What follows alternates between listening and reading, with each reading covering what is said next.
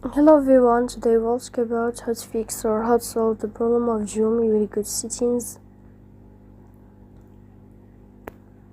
Here you can go to apps, default apps, app settings.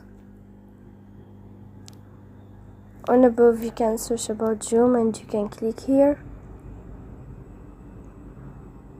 In this page of app info you can click on first stop and you can click OK.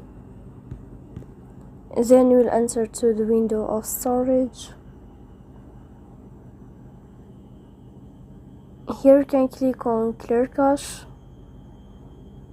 but pay attention, don't click clear data because that can delete your account. So please don't forget to support us by like and subscribe. See you next time in another video, and thank you for your attention and your watching.